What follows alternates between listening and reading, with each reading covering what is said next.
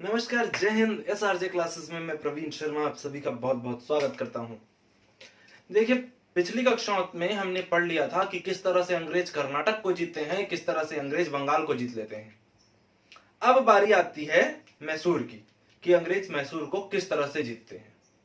अब देखिए, अगर आप पेन कॉपी रख के नोट्स बनाते हुए पढ़ रहे होंगे तो प्लीज नोट्स बनाने का जो भी आपका सामान होगा, पेन कॉपी वगैरह, वो सब साइड में रख दीजिए। एक कहानी की तरह एंजॉय कीजिए, बिकॉज हिस्ट्री ऐसा सब्जेक्ट है ना जिसको जब तक आप कहानी को नहीं जानेंगे ना, आप फैक्ट को नहीं पकड़ पाएंगे। लेकिन अगर आपको कहानी पता है ना, तो आप अनुमान के आधार पर भी, गेस करके भी आप बना सकते हैं क्वेश्चंस को। इसलिए ना कहानी पर ज्यादा फोकस कीजिए। जैसे अपन क्या करते हैं, मूवी देखते हैं ना, या फिर अपन कोई कहानी सुनते हैं, तो हमें बहुत लंबे टाइम तक वो चीजें याद रहती है। तो आप बस एकदम कंसंट्रेट होके सिर्फ एक कहानी की तरह एंजॉय कीजिए क्लास को, ना कि पढ़िए। पढ़ेंगे तो आप भूल जाएंगे बिल्कुल। आराम से एकदम पॉपकॉर्न खाते हुए जैसे अपन एंजॉय करते हैं ना मूवी, बस वैसे एंजॉय कीजिए इसको भी, क्लास को भी। ठीक है, तो चलिए मैसूर। अब मैसूर के बारे में जब हम शुरू करते हैं पढ़ना, तो पहला प्रश्न क्या आता है मन में कि भाई ये मैसूर है कहां पर। और दूसरा प्रश्न ये आता है कि इस मैसूर राज्य का निर्माण कैसे हुआ। तो पहले हम इसी पृष्ठभूमि पर चर्चा करेंगे कि कैसे मैसूर राज्य बना। तो उसके लिए सबसे पहले तो देखिए, दक्षिण भारत में दो बड़े और समृद्ध राज्य थे, बहमनी और विजयनगर। तो बहमनी और विजयनगर काफी समृद्ध राज्य थे, और उनमें भी विजयनगर की बात करें तो विजयनगर तो बहुत ज्यादा समृद्ध राज्य था। कृष्णदेव राय, एक राजा का आपने नाम सुना होगा बार बार, वो यहीं के शासक थे, विजयनगर के। तो अब होता यह है, कुछ समय बाद कुछ कारणों से बहमनी जो साम्राज्य है ये 5 भागों में बंट जाता है। कौन कौन से? बरार, बीदर, अहमदनगर, बीजापुर और गोलकुंडा। ठीक है, इन 5 भागों में बंट जाता है कौन? बहमनी साम्राज्य। अब क्या होता है, ये बरार को सिर्फ छोड़ के ये बाकी जो चारों हैं, ये चारों मिल करके, चूंकि पड़ोसी राज्यों में जैसे भारत पाकिस्तान के बीच में स्थिति वैसी स्थिति होती है ना, हर पड़ोसी राज्य के बीच में मित्रता का भाव हो, यह आवश्यक तो नहीं है। तो वैसे ही ये बहमनी वाले भी इनकी जो वैभव थी उसको नहीं देख पा रहे थे, और इस तरह से मिलकर इन चारों ने, बीदर, अहमदनगर, बीजापुर और गोलकुंडा, इन चारों ने मिलकर आक्रमण किया विजयनगर पर। और विजयनगर और बहमनी के बीच का जो युद्ध है, ये युद्ध का नाम बहुत इंपॉर्टेंट है, याद रखिएगा, बार बार एग्जाम में पूछा जाता है। ये युद्ध था तालीकोटा, या इसी को कहा जाता है राक्षसी तंगड़ी, या इसी को कहा जाता है मच्छीवाड़ा। तालीकोटा का युद्ध पूछे, या राक्षसी टंगड़ी का युद्ध पूछे, या मच्छीवाड़ा का युद्ध पूछे, तो तीनों युद्ध एक ही हैं, विजयनगर और इन चारों के बीच, अर्थात बहमनी के बीच। ठीक है, ये याद रखिएगा। अब इस तरह से विजयनगर साम्राज्य पर जब आक्रमण होता है और तालीकोटा का युद्ध होता है, तो तालीकोटा के युद्ध के बाद जो विजयनगर साम्राज्य होता है ना, ये बिखर जाता है, बहुत ज्यादा टूट फूट जाता है। मतलब एक बड़ा साम्राज्य है, वहां पर आक्रमण होगा तो बहुत सारे छोटी छोटी जगहों में बढ़ जाएगा। और इसी विजयनगर साम्राज्य से उद्भव होता है मैसूर राजवंश का, मैसूर राज्य का, सॉरी। तो ये मैसूर राज्य जो है ना, इसकी स्थापना एक आड्यार वंश करके एक वंश था, वाड्यार वंश। तो उसका शासक था चिक्का कृष्णराज, उसके द्वारा की जाती है।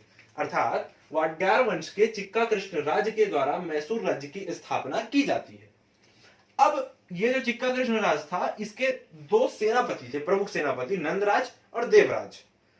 और अगर कहें तो ये जो शासन की जो संपूर्ण बागडोर थी ना, ये चिक्का कृष्णराज के हाथों में नहीं थी। ये एक प्रतीकात्मक शासक था। जैसे अपने भारत में राष्ट्रपति होते हैं ना, राष्ट्रपति का पद तो सबसे बड़ा होता है, ओहदा सबसे बड़ा होता है, लेकिन अधिकार उनके उतने ज्यादा नहीं होते जितने प्रधानमंत्री के होते हैं। बस वैसे ही स्थिति यहां पर भी थी। ये चिक्का कृष्णराज जो थे, ये एक प्रतीकात्मक शासक के रूप में थे, लेकिन शासन की संपूर्ण बागडोर जो है वो इन दोनों व्यक्तियों के हाथ में थी, नंदराज और देवराज के हाथ में। अब यहां तक की कहानी हो गई क्लियर हमको। अब भैया एंट्री होती है हमारे हीरो की कहानी की। आज की कहानी का जो हीरो है हमारा, उसकी एंट्री होती है यहाँ पे, हैदर अली। हैदर अली बहुत अच्छा सैनिक, बहुत डायनेमिक पर्सनालिटी का व्यक्ति, बहुत ज्यादा दूर की सोचने वाला व्यक्ति, और इसकी पर्सनालिटी में ही ऐसी जादू थी ना कि लोग अपने आप आकृष्ट होते थे, इससे आकर्षित होते थे। तो हैदर अली जो है, ये सेना में भर्ती होता है। नंदराज के अंदर जो सेना होती है यहाँ पर, उसमें ये भर्ती होता है एक सैनिक के रूप में। इसके पहले इसके पिता भी यही सैनिक हुआ करते थे। तो एक सैनिक के रूप में ये भर्ती होता है और अपने कार्य कुशलता के बल पर इतना आगे पहुंच जाता है कि कुछ समय बाद 1755 के आते आते इसको मैसूर की एक जगह होती है डिंडीगुल, वहां का फौजदार नियुक्त करके भेजा जाता है, अर्थात वहां की जो सेना होती है उस सेना का प्रमुख नियुक्त करके भेजा जाता है। अब ये डिंडीगुल पहुंचता है तो डिंडीगुल में चूंकि ये तो रहता ही एम्बिशियस टाइप का व्यक्ति बहुत ज्यादा, तो ये क्या करता है, एक शस्त्रागार का निर्माण करवाता है और वहां पर जो है वो अस्त्र शस्त्र जो है क्या करता है,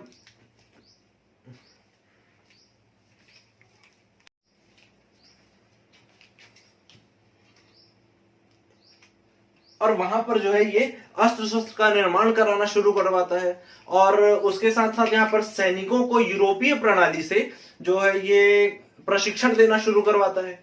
इस तरह से ये धीरे धीरे अपनी सेना को इतना ज्यादा सुदृढ़ कर लेता है कि अब ये डिंडीगुल का फौजदार बन के आया था, लेकिन ये इतना शक्तिशाली हो गया कि 1761 में इसने मैसूर राज्य का अपने आप को शासक घोषित कर दिया।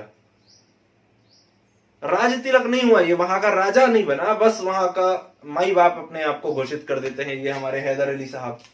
ठीक, यहां तक की बातें क्लियर हुई।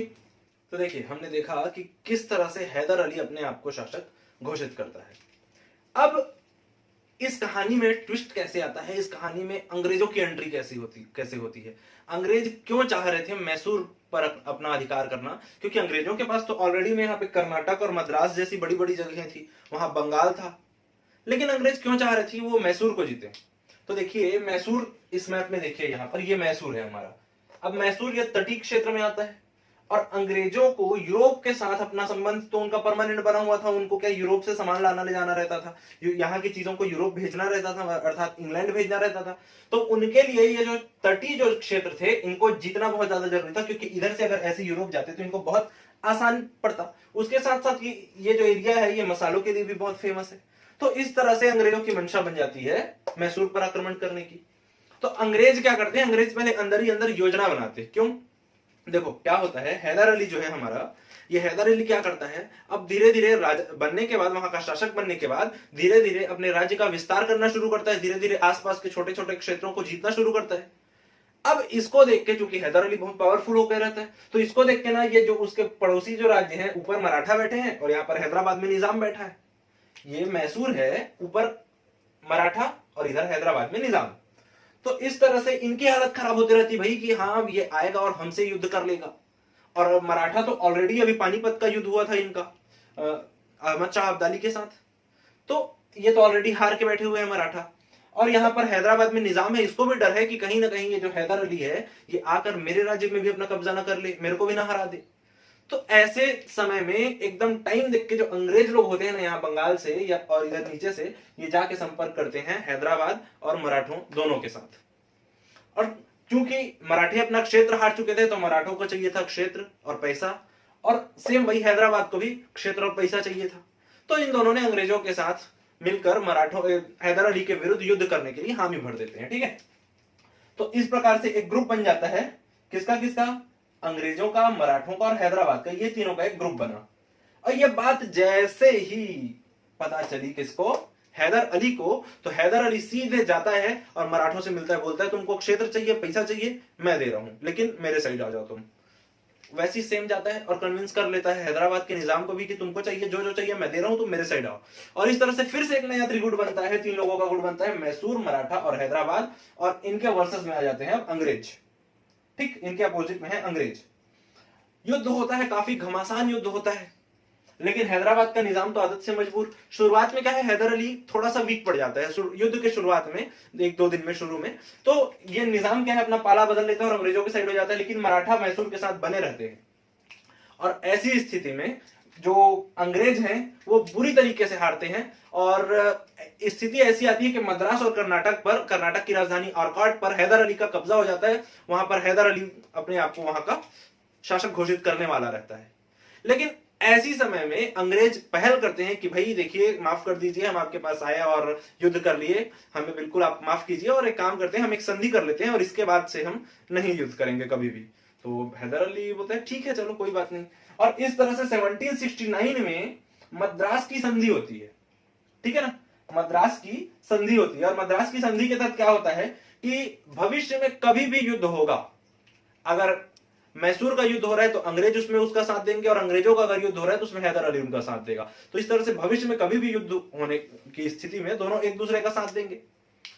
और उसके बाद क्या होता है कि युद्ध के हर्जाना के रूप में कुछ रकम जो है वो हैदर अली अंग्रेजों से लेता है, और उसके साथ साथ दोनों जो है एक दूसरे के जो विजित क्षेत्र थे वो एक दूसरे को वापस कर देते हैं। इस तरह से जो पहला हमारा मैसूर युद्ध था, आंग्ल मैसूर युद्ध था, यह एकदम आसानी से खत्म होता है। ठीक, अगर आप इसका स्क्रीनशॉट लेना चाहें तो आप ले सकते हैं। ठीक, ये था हमारा पहला आंग्ल मैसूर युद्ध 1767 से 1769 तक। देखिए हम एक एक युद्ध पढ़ रहे हैं अभी, और एक एक युद्ध पढ़ने के बाद लास्ट में चारों युद्धों को एक साथ समराइज वे में पढ़ेंगे, बहुत अच्छे से दिमाग में बैठेगा। और लास्ट तक बिल्कुल आप देखिए वीडियो को, क्योंकि ये आपको याद होगा 100%। ठीक है, देखिए अब देखते हैं सेकंड आंग्ल मैसूर युद्ध। और सेकंड आंग्ल मैसूर युद्ध को हम देखेंगे तो किस तरह से ये युद्ध होता है, क्या इसका परिणाम होता है, ये सारी चीजें। तो 1780 से 84, इसका सन आप याद कीजिए पहले। पहला वाला 1767 से 69, 1767 टू 1769, और सेकंड वाला 1780 से 84, 1780 टू 1784। ठीक, यहां तक हुआ। अब इसका कारण हम देखते हैं। तो अंग्रेज क्या करते हैं, अब कहानी जारी है ना वहीं से। अब इन दोनों का पहला युद्ध जो हुआ था वो युद्ध कंप्लीट हो गया, दोनों अपनी अपनी जगह सेपरेट हो गए। अब अंग्रेज क्या करते हैं, केरल के पास एक जगह है माहे, वर्तमान में पांडिचेरी या पुदुचेरी का हिस्सा है वो। तो माहे पर अंग्रेजों की नजर रहती है। तो अंग्रेज क्या करते हैं, चुपके से आते हैं और माहे पर आक्रमण करते हैं और माहे पर अपना कब्जा कर लेते हैं, अधिकार कर लेते हैं। अब हैदर अली को जैसे ही पता चलता है, हैदर अली आग बबूला हो जाता है कि भाई इन्होंने कहा था कि भविष्य में कभी युद्ध नहीं करेंगे, कभी क्षेत्र में एक दूसरे के हस्तक्षेप नहीं करेंगे, लेकिन इन लोग अब कैसे ऐसा कर सकते हैं, क्योंकि माहे जो है वो हैदर अली के शासन के अंतर्गत आता था। तो अब क्या करते हैं, सीधे सीधे जो मैसूर होता है ये मराठा और हैदराबाद के साथ फिर से मिलता है हैदर अली, और उसके बाद अंग्रेजों के साथ वो युद्ध करता है, अंग्रेजों के ऊपर आक्रमण कर देता है। इस समय अंग्रेजों का नेतृत्व कर रहा था कर्नल बेली, नाम पूछता है, याद रखिएगा। अब ये कर्नल बेली जो था ना, इसके नेतृत्व में से अंग्रेजों की सेना लड़ती है, और एक बार फिर से जो अंग्रेज हैं ये हार जाते हैं। अब ऐसी स्थिति में जैसे ही ये बंगाल में अंग्रेजों का बैठा हुआ जो गवर्नर है उस समय का, उसको पता चलता है, वॉरेन हेस्टिंग्स, ये वॉरेन हेस्टिंग्स को जैसे ही पता चलता है तो वो एक सेनापति को भेजता है, आयरकूट नाम होता है। हमने कर्नाटक युद्ध के बारे में भी इसकी चर्चा सुनी थी, आयरकूट की। काफी अच्छा सेनापति होता है ये, काफी कंट्रोल्ड वे में युद्ध करने वाला होता है। तो इस आयरकूट को भेजता है फिर से हैदर अली से युद्ध करने, और इस समय तक आयरकूट के आते तक कैसे भी कन्विंस करके निजाम और मराठा को इससे अलग कर दिया। अब जो हैदर अली है वो अकेले था और उसके सामने खड़ी थी आयरकूट की सेना, और पोर्टोनोवा नामक स्थान पर इन दोनों का युद्ध होता है, हैदर अली और आयरकूट का, और इसे ही पोर्टोनोवा का युद्ध कहा जाता है, याद रखिएगा, इसका भी नाम पूछता है। ठीक, अब पोर्टोनोवा का युद्ध होता है। तो युद्ध करते करते यहां पर जो हमारे पिक्चर का जो हीरो था हैदर अली, इसकी मृत्यु हो जाती है। हैदर अली की मृत्यु सेकंड आंग्ल मैसूर युद्ध के दौरान होती है, याद रखिएगा इस चीज को। ठीक, और आयरकूट जो रहता है उसको हैदर अली इतना जख्मी कर देता है, इतना जख्मी कर देता है कि युद्ध के कुछ दिन बाद ही आयरकूट की भी मृत्यु हो जाती है। इस तरह से जो दोनों हमारे जो नायक थे इस युद्ध के, वो दोनों खत्म हो जाते हैं। और यहां से एंट्री होती है हीरो के बेटे की, तो वो भी तो एक हीरो ही होगा, है ना, और वो था हमारा टीपू सुल्तान। हैदर अली का पुत्र था टीपू सुल्तान। और ये टीपू सुल्तान जब आता है, ये बहुत डायनेमिक पर्सनालिटी का व्यक्ति था, ये भी इसके बारे में हम अलग से अभी पढ़ेंगे। पहले देखते हैं टीपू सुल्तान ये आता है, अब देखता है ये कि स्थिति अब ऐसी नहीं है, हम हार रहे हैं, तो ये सीधे सीधे क्या करता है, अंग्रेजों से संधि की पहल करता है। तो अंग्रेज भी संधि के लिए मान जाते हैं, और फाइनली 1784 में मैंगलोर की संधि होती है, और इस मैंगलोर की संधि के तहत जो दोनों एक दूसरे के जो क्षेत्र जीते रहते हैं उसको वापस कर देते हैं, और इस तरह से सेकंड आंग्लो मैसूर युद्ध भी खत्म होता है हमारा।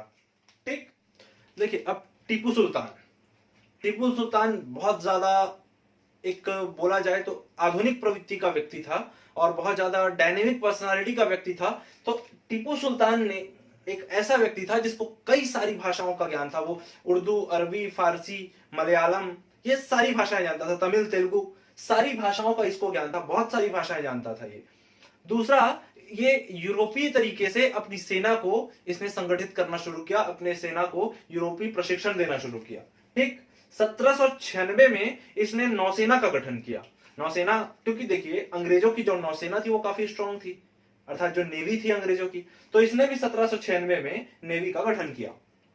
इसके जो पिता थे हैदर अली, उन्होंने शासन तो किया लेकिन कभी भी बादशाह का या फिर वहां का राजा हूं ऐसा नहीं कहा, अपनी ताजपोशी नहीं कराई उन्होंने। लेकिन टीपू सुल्तान ने अपने आप को मैसूर का बादशाह घोषित किया था। ठीक है, अब देखिए जो टीपू सुल्तान था ये फ्रांस की क्रांति अर्थात फ्रेंच रिवॉल्यूशन से काफी ज्यादा प्रभावित व्यक्ति था।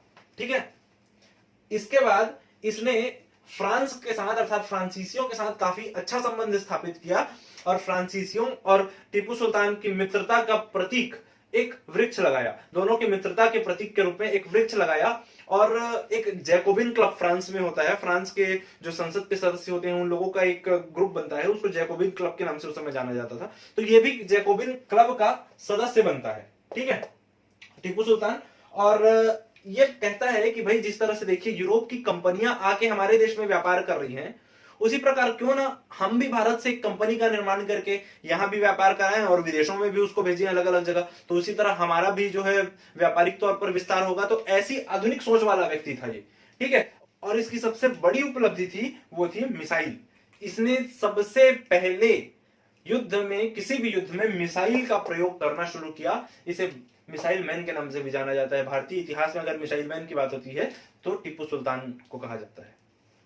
अब ये तो हुआ टीपू सुल्तान की व्यक्तिगत बातें। अब आइए देखते हैं तृतीय आंग्ल मैसूर युद्ध। तो इस समय तक, तृतीय आंग्ल मैसूर युद्ध के होते तक बंगाल में अंग्रेजों का गवर्नर बन के आ चुका है कॉर्नवालिस। अब कॉर्नवालिस जो है ना, ये सारी स्थिति को आके समझता है पहले कुछ दिन, और समझने के बाद सबसे पहले हैदराबाद के निजाम और मराठों से मिलता है और उन दोनों से बात करता है और उन दोनों को अपने पक्ष में करता है। देखिए पूरा मन बना लिया इसने मैसूर को हराने का। अब इन दोनों से मिलकर इन दोनों को अपने पक्ष में करता है। इसी समय जो नीचे के मैसूर के जस्ट नीचे एक साम्राज्य होता है त्रावणकोर। वो त्रावणकोर का जो राजा होता है वो नीचे कोचीन के राजा से 2 द्वीप खरीदता है और द्वीप जो है वो मैसूर के जस्ट पास में होता है। ठीक, समझिएगा इस चीज को थोड़ा सा। यहां पर देखिए जैसे इस तरह से इसको देखिए, ये मैसूर, ये त्रावणकोर और ये कोचीन। लेकिन इस कोचीन के 2 द्वीप हैं यहां पर, मतलब मैसूर के पास में। तो ये जो त्रावणकोर वाला है ना, ये त्रावणकोर वाला ये खरीदते रहता है इन दोनों द्वीप को, और ये त्रावणकोर वाला जो रहता है ये अंग्रेजों का मित्र रहता है। अर्थात सीधे बात स्पष्ट है यहाँ पे कि ये दोनों द्वीप ये खरीद के दे देगा अंग्रेजों को, और अंग्रेजों को ये द्वीप मिला मतलब मैसूर तक उनकी पहुंच जो है वो बहुत आसान हो जाएगी। ठीक है ना। तो इस वजह से टीपू सुल्तान को जैसे ही पता चलता है कि त्रावणकोर का जो राजा है ये 2 द्वीप खरीद रहा है मेरे जस्ट पास में कोचीन के राजा से, सीधे टीपू सुल्तान जो है ये आक्रमण कर देता है। कहां पर? त्रावणकोर पर। अब त्रावणकोर के साथ ये युद्ध करते ही रहता है, तैयार नहीं रहता युद्ध के लिए ये। उसी समय में अंग्रेज जो है वो हैदराबाद और मराठों के साथ मिलकर इस पर आक्रमण कर देते हैं और अचानक से हुए इस हमले के कारण टीपू सुल्तान जो है ये हार जाता है और इसमें ये जो ग्रुप है ये जीत जाता है।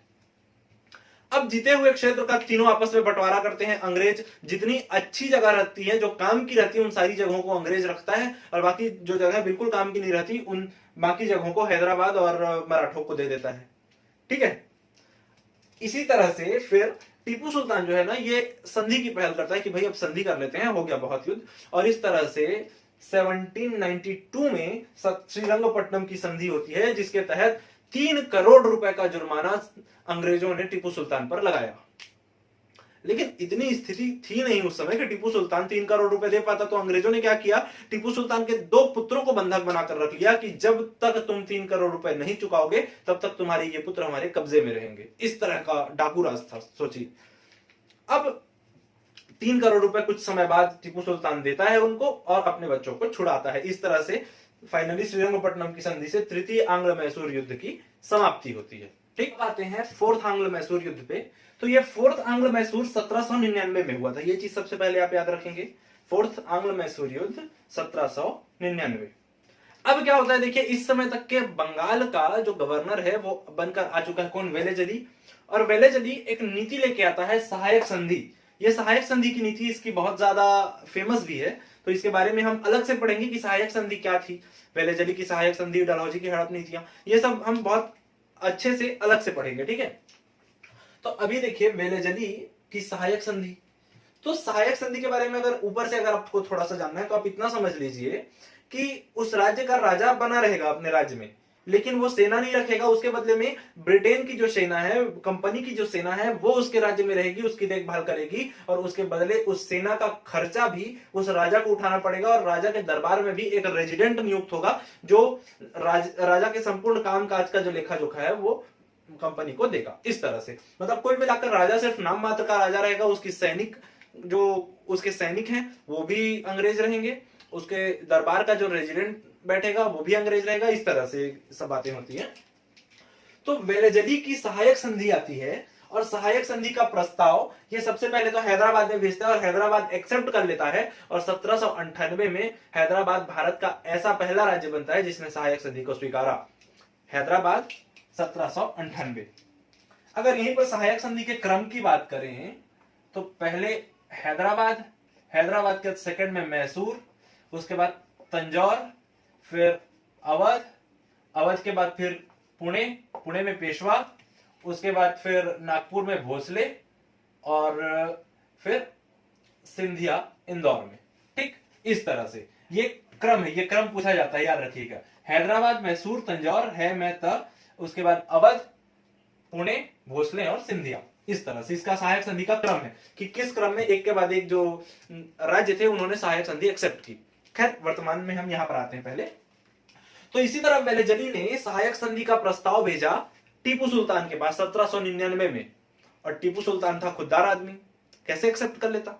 टीपू सुल्तान बोला मुझे नहीं करनी है आपके साथ किसी प्रकार की सहायक संधि। इस समय तक के टीपू सुल्तान भी अपनी सेना को थोड़ा सुदृढ़ कर चुका था, तो उसके में कॉन्फिडेंस भी था, तो उसने सीधे मना कर दिया, एक सिरे से खारिज कर दिया। और ऐसी स्थिति में अंग्रेजों ने सीधे टीपू सुल्तान पर आक्रमण करते हैं, और टीपू सुल्तान और अंग्रेजों के बीच एकदम घमासान युद्ध होता है। और इस युद्ध के होने के बाद 4 मई 1799 को फाइनली टीपू सुल्तान की मृत्यु हो जाती है। और मृत्यु होने के बाद अंग्रेज क्या करते हैं, वही वाड्यार वंश जिसने मैसूर राज्य की स्थापना की थी, उसी वंश का एक छोटा सा बच्चा होता है कृष्णराज सेकंड करके, इस कृष्णराज को वहां की गद्दी पर बैठाते हैं और वहां पर सहायक संधि लागू करते हैं, और इस तरह से अंग्रेज मैसूर को जीत जाते हैं।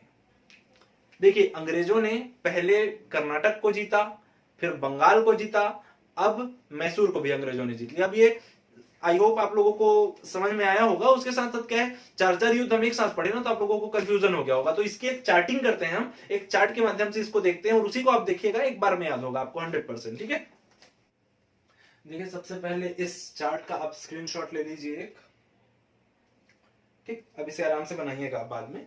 तो चारों युद्ध जो हमने पढ़ा ना, उसका एक समराइज वे में आपको इतनी सारी चीजें तो याद होनी ही चाहिए, ये एकदम मस्ट वाली चीजें हैं। ठीक है, तो देखिए पहला युद्ध 1767 से 69, 1767 टू 69।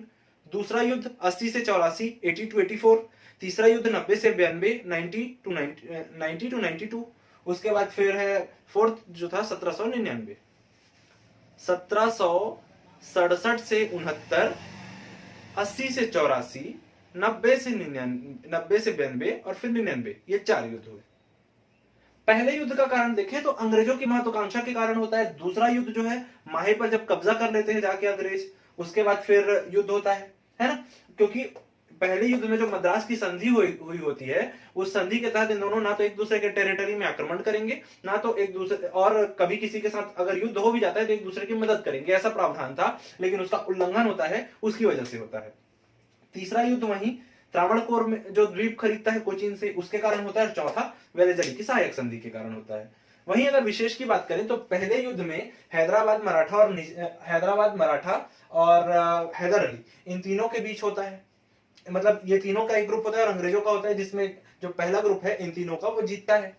वहीं दूसरे युद्ध में हैदर अली की मृत्यु हो जाती है और अंग्रेज जीतते हैं फाइनली इसमें। और उसके बाद इसमें पोर्टोनोवा का जो युद्ध होता है उसमें, है ना, और आयरकूट की भी मृत्यु कुछ टाइम बाद हो जाती है युद्ध के। तीसरे युद्ध में देखें तो अंग्रेज जो है मराठा और निजाम को अपनी तरफ मिला लेते हैं, उनके अपोजिट में रहता है टीपू सुल्तान, और टीपू सुल्तान बुरी तरीके से हारता है। इस पर 3 करोड़ का हर्जाना लगाया जाता है, और हर्जाना नहीं दे पाने की स्थिति में उसके 2 बेटों को अपने कब्जे में अंग्रेज कर लेते हैं। ठीक, ये चीज हुई। और चौथे युद्ध के दौरान 4 मई 1799 को मृत्यु हो जाती है किसकी, टीपू सुल्तान की।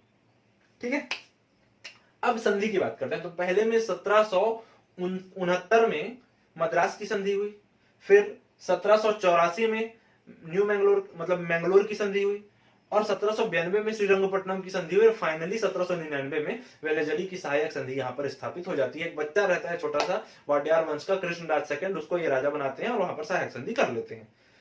इस तरह से हमने एक ही क्लास में आज कंप्लीटली देख लिया कि किस तरह से अंग्रेज जो है वो पूरे मैसूर को 4 बड़े युद्धों के माध्यम से जीत लेते हैं, और इस तरह से हमारा एक और जगह जो था जो अंग्रेज जीतने वाले थे वो जीत चुके। अब इसके बाद हम मराठों के बारे में पढ़ेंगे कि किस तरह से आंग्ल मराठा युद्ध होता है और किस तरह से अंग्रेज जो है मराठों की टेरिटरी पर भी अपना अधिकार स्थापित कर लेते हैं। इस क्लास में बस इतना ही, और इसको आप बहुत अच्छे से पढ़िए, और इतनी चीजें अगर आपको याद हो गई और बाकी अगर आपने कहानी अच्छे से सुनी होगी बाकी चारों युद्धों की, तो ये टॉपिक आपका बहुत अच्छे से तैयार हो गया 100%। एग्जाम में इससे बाहर कहीं नहीं आने वाला, इतना पढ़िए लेकिन बहुत अच्छे से पढ़िए, ठीक है।